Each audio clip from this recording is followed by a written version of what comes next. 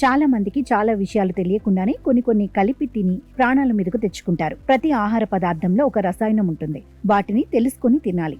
ఆ మాటకొస్తే అసలు మాంసంతో కలిపి గుడ్డు తినకూడదు. చాలా మంది చికెన్, ఫిష్, మటన్ తో కలిపి గుడ్డు కూడా తింటూ ఉంటారు. బిర్యానీ వంటి వాటితో కూడా గుడ్డు తింటారు. ఈ ఫుడ్ కాంబినేషన్స్ తినటం వల్ల జీర్ణ సమస్యలు వస్తాయి. అజీర్తి, గ్యాస్, కడుపులో మంట, ఉబ్బరం వంటి సమస్యల్ని ఎదుర్కొనాల్సి ఉంటుంది.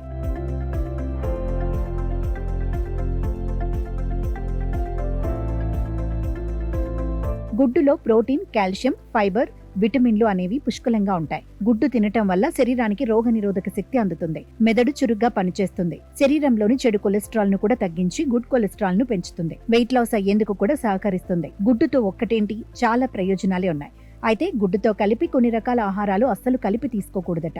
వీటి వల్ల జీర్ణ వ్యవస్థ దెబ్బతినటమే కాకుండా లేనిపోని అనారోగ్య సమస్యలు వస్తాయి. నిజానికి గుడ్లు పోషకాహార ఫుడ్. ప్రతిరోజు ఉడికించిన ఒక కోడిగుడ్డు తీసుకుంటే ఎన్నో పోషకాలు అందుతాయి. ఆరోగ్యానికి కూడా చాలా మంచిది. ముఖ్యంగా చిన్నపిల్లలకు ఇవ్వటం చాలా మంచిది. గుడ్డులో ప్రోటీన్, కాల్షియం, ఫైబర్, విటమిన్లు అనేవి పుష్కలంగా ఉంటాయి. అలాగే అరటిపండు అంటే చాలా మందికి ఇష్టం. ఇందులో అనేక రకాల పోషకాలు ఉంటాయి. చాలా మంది ఉదయం బ్రేక్ఫాస్ట్ లో అరటిపండు, గుడ్డు కలిపి తింటారు. ఈ రెండు తినేటప్పుడు చాలా జాగ్రత్త వహించాలి. ఒకటి తిన్నా మరో గంటకు తినవచ్చు, కానీ రెండు ఒకేసారి కలిపి తీసుకోకూడదు. అలా తినటం వల్ల కూడా జీర్ణ సమస్యలు తలెత్తవచ్చు.